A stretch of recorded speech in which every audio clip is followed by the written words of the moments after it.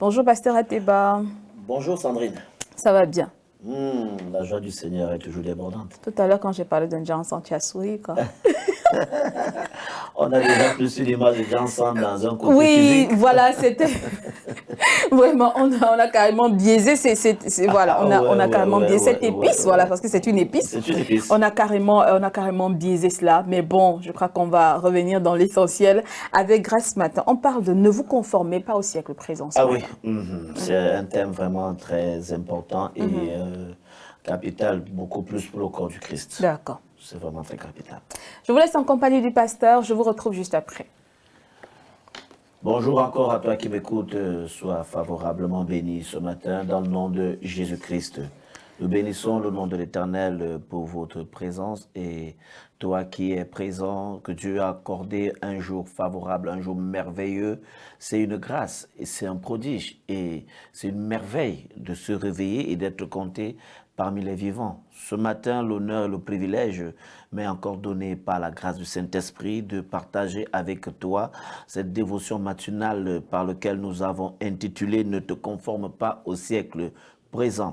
Alors, comme d'habitude, tu vas ouvrir ta Bible, peu importe la version que tu peux avoir. Je viens t'inviter à ouvrir dans l'évangile de Paul aux Romains. Je suis sûr et certain que tu as déjà lu ce passage et tu sais de quoi déjà je suis en train de vouloir t'emmener. Mais il est important et impératif pour toi également de demeurer et de comprendre ce que le Saint-Esprit veut t'enseigner ce matin. Alors nous sommes dans l'épître de Paul aux Romains chapitre 12, le verset 2 et dans 2 Timothée chapitre 3 du premier verset au verset 5. Qu'est-ce qu'il est écrit? Écoutons la parole du jour. Ne vous conformez pas au siècle présent, mais soyez transformés par le renouvellement de l'intelligence afin que vous discerniez quelle est la volonté de Dieu, ce qui est bon, agréable et parfait. 2 Timothée. Sache que dans les derniers temps, dans les derniers jours, il y aura des temps difficiles, car les hommes seront égoïstes, amis de l'argent, fanfarons, hautains, blasphémateurs, rebelles à leurs parents, ingrats, irréligieux, insensibles, déloyaux, calomniateurs, intempérants, cruels, ennemis des gens de bien, traîtres, emportés, enflés d'orgueil, aimant le plaisir plus que Dieu, ayant l'apparence de la piété, mais reniant ce qui en fait la force. Éloigne-toi de ces hommes-là. Nous parlons de ne pas se conformer au siècle présent. Le siècle présent, quand nous comprenons ce texte dans son contexte, écoute très bien ce que le Saint-Esprit veut encore t'édifier ce matin. N'accepte pas de recevoir ou alors n'accepte pas de ressembler à la coutume du système présent. N'accepte pas de pouvoir ressembler au système dans lequel tu vis. Pourquoi? Parce que quand on dit se conformer, la conformité ici parle d'une forme. Ça parle d'une forme, donc qui veut dire n'accepte pas de recevoir la forme du siècle présent. En d'autres termes, quand tu acceptes de te conformer au siècle présent, c'est faire et de gérer les choses comme le monde, ou bien alors tu opères par les méthodes qui vont t'amener à plaire au monde, qui vont t'amener à plaire également à tous ceux qui sont autour de toi, au lieu de plaire à Dieu. Tu marches au rythme du monde, tu acceptes de faire comme le monde, tu acceptes les choses sans toutefois discerner ou sans toutefois les choisir. Pourquoi? Parce que tu veux plaire au monde, tu veux faire toutes choses sans toutefois être une personne différente. Quand on parle de ne pas se conformer au siècle présent, le siècle présent ici, c'est tout un système. Un siècle présent, ça veut dire c'est un système établi, un système qui influence. Ça dépend que ce soit une génération, c'est un système qui influence 2 générations, ça peut être 1, 2 ou 3 générations. C'est un système qui est bien établi où on peut voir à travers ce système où il y a des lois il y a des principes, il y a les cultures qui sont démontrées comme toute chose, comme une facilité, qui sont démontrées comme toute chose, comme une merveille, mais tout cela est perverti. Tout cela est perverti où nous voyons dans ce que Paul disait à Timothée, où les gens aiment le plaisir. Les gens aiment vraiment la compassivité. Les gens aiment tellement concourir à tout ce qui est facile. Ils aiment le plaisir plus que Dieu. C'est ça une génération où Paul disait à Timothée, sache que dans les derniers temps, sache que chaque génération, ça définit un dernier temps pour la génération. Une génération qui commence est également déterminée à finir. Donc sache que dans ta génération, voilà comment est-ce que cette génération, elle est influençable à travers des lois, à travers des principes et les cultures mouvementées que nous pouvons voir qui impactent, qui influencent des choses tellement à la libéralité, qui influencent les choses tellement à la facilité, où tout est devenu un modernisme. L'éducation est devenue un modernisme, l'intelligence est devenue un modernisme, la civilisation est devenue même tout un modernisme. Nous voyons les habitudes sont devenues des modernismes. Nous voyons également où même la mode, tout est devenu libéral, où tout est accepté et approuvé par le monde. Mais Paul te dit ici, ne vous conformez pas. Toi qui m'écoutes, ne te conforme pas au siècle présent par lequel tu vis. Ne te conforme pas à la génération par laquelle Dieu t'a établi. Pourquoi? Dans le siècle présent, tout est complètement différent dans tout ce que nous voyons, dans toute envergure. Tout est différent. Nous voyons le bien qui devient le mal. Nous voyons le mal qui est approuvé des hommes. Le mal est devenu approuvé des hommes. Le mal n'est plus défini selon ce que dit la Bible. On ne vit plus selon ce que les Écritures disent. Aujourd'hui même, les chrétiens pensent que le fait de réciter beaucoup la Bible, on n'est plus vraiment concentré dans la Bible. On est maintenant, l'homme approuve le mal à travers ce qu'il pense. L'homme juge les choses à travers lui-même, chose qui est bizarre. Pourtant, ce n'est pas à l'homme d'en juger ou d'en déterminer ce qui est parfait ou ce qui n'est pas. C'est la parole de Dieu qui doit le faire. Mais l'homme qu'on appelle l'homme contemporain, l'homme moderne, l'homme de ce siècle, lui, il trouve tout dans le modernisme. Nous voyons aujourd'hui dans beaucoup de choses. Tu vas voir un homme moderne, lui, quand il est chez lui, qu'il ait des invités ou qu'il n'ait pas des invités, qu'il ait des enfants ou qu'il n'ait pas des enfants, tu vas voir quelqu'un, il marche nu dans sa maison et il va trouver ça normal, il va trouver ça ce qui est une chose, il va dire je suis chez moi, je m'en fous, je fais comme je pense, je fais comme je veux. C'est ça l'homme du siècle présent. Quand on dit ne ressemble pas au système présent, au système du siècle par lequel tu vis ta génération. Vous voyez, on parle ici du siècle présent. Nous avons toujours par coutume où vous allez voir, il y a une génération qui dit, par exemple, quand un parent peut parler à un enfant, non, ce que tu fais là, c'est pas bien. Non, ce que tu fais là, vraiment, ne te lance pas ça. Il va dire, ah, papa, c'est notre époque. Papa, c'est notre génération. Maman, vous avez déjà fait pour vous. Laissez-nous gérer notre génération. Donc, pour eux, ils savent que leur génération a été influencée. Maintenant, c'est leur génération. Ils vont dire, c'est notre génération, maman. Nous voyons la génération, par exemple, de nos parents où une femme pouvait marcher de manière décente.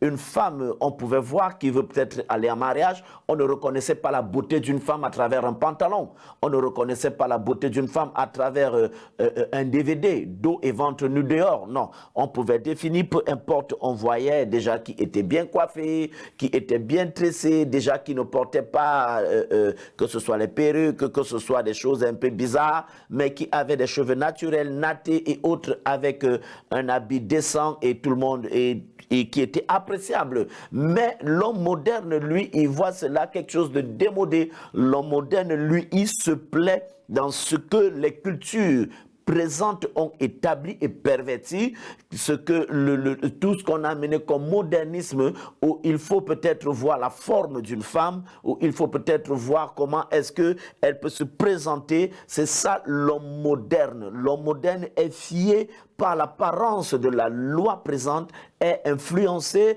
par les principes qui lui sont présentés, où nous voyons, on peut voir dans le siècle présent un homme qui se fait les tresses, il trouve en lui normal de se coiffer, il va dire non, c'est une génération normale, lui peut-être il se coiffe, il veut être une star, alors lui c'est normal pour lui de se tresser. Tu vas voir l'homme naturel, il sait que présentement il peut tatouer son corps, il peut dessiner peut-être quelque chose derrière son dos, derrière sa cuisse, et c'est normal.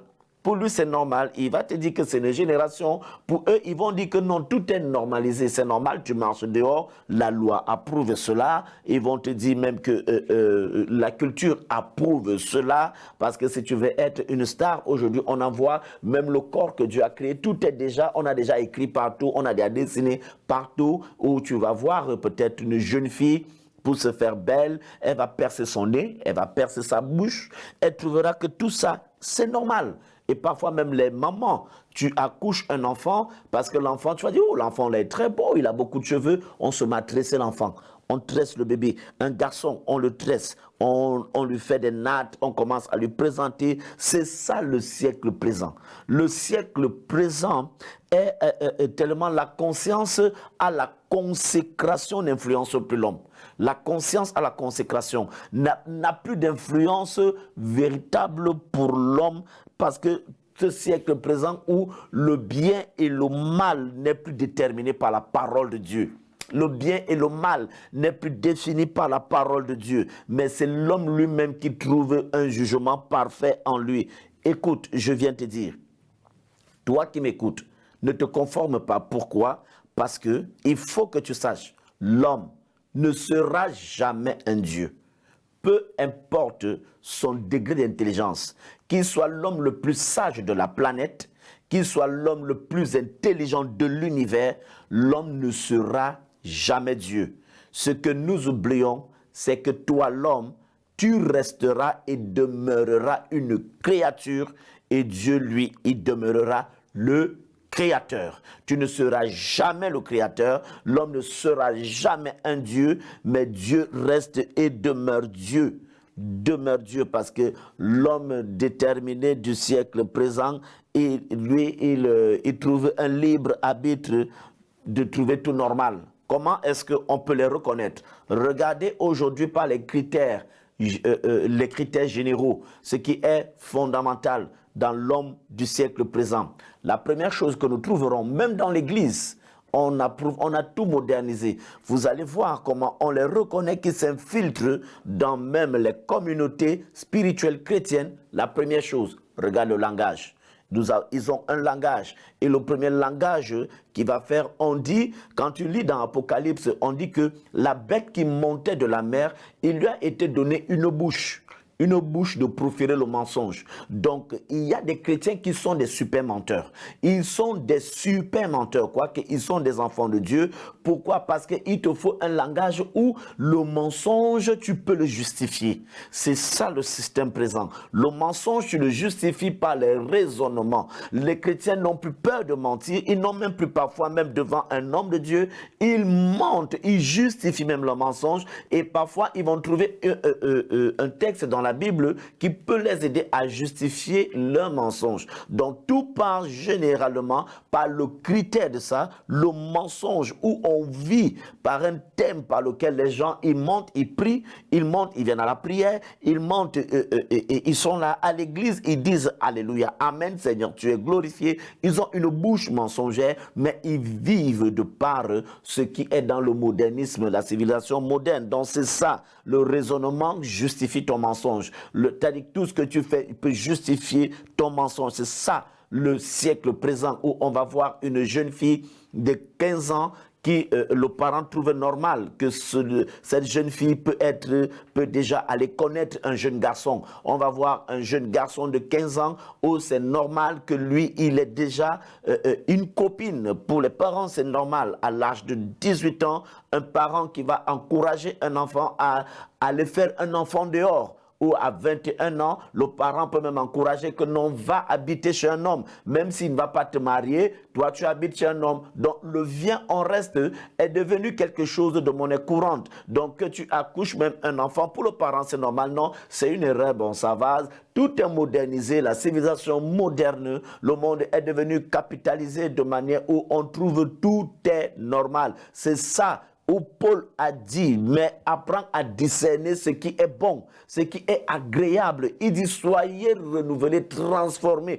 par l'intelligence, sois transformé. Donc il faut par quoi? Par la parole de Dieu afin de te donner le discernement. Parce que nous sommes, comme Jésus avait dit à ses disciples, je vous envoie comme des brebis au milieu des loups, au milieu des systèmes établis, au milieu des choses déjà bien référentielles. Dans chaque génération, il y a une influence d'un modernisme. Et dans ce modernisme où nous sommes, on trouve où tout ensemble, on est capable de faire, de manifester des choses de manière où, même tu vas voir, même dans les chrétiens, il y a des chrétiens aujourd'hui qui sont devenus même des entonnoirs, des brasseries. Ils boivent, mais ils viennent à l'intercession. Ils boivent, mais le lendemain, dimanche, tu vois, parfois on les accepte. Ils vont venir jouer du clavier, du piano, mais on accepte quelqu'un qui respire de l'alcool parce que pourquoi? On veut une belle mélodie dans l'église, on veut quelque chose de bien, on veut des membres et autres, mais on approuve, on va dire non, bon, avec le temps, ça va passer, ça va faire ceci.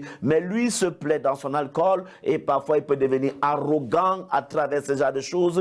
Mais tu vas voir, il va dire, je suis un enfant de Dieu. On accepte son caractère de violence, on accepte son caractère d'injure et autres, tout ça. Il va dire, bon là, c'est pourquoi même aujourd'hui, même à l'église, même les chrétiens se pavanent un peu partout. Pourquoi? Parce qu'il y a ceux-mêmes qui vont choisir les pasteurs qu'ils aiment, les prédications qu'ils aiment, les enseignements qu'ils aiment. Ils vont aller dans Facebook, dans WhatsApp, dans des groupes Twitter. Pourquoi? Ils vont dire non, moi j'aime ce pasteur parce que voici ce que lui il prêche. Il prêche ce que ma chair veut. Il prêche ce que le modernisme me demande. Donc moi je n'aime pas ceci. Non, celui-ci parle tout de la sanctification. Vraiment, la sanctification, il faut qu'ils comprennent que nous sommes dans une période, même Dieu sait que non, l'homme comme ça, ils vont toujours se justifier dans un modèle bien spécifié. C'est ça, le siècle présent. Donc, quand ça lui plaît, il dit Amen à l'église. Quand ça ne lui plaît pas, parfois on sort un verset biblique, il va troubler le voisin qui est à côté. Il va dire, ah, le pasteur là, il va encore prêcher encore la même chose aujourd'hui. Hein.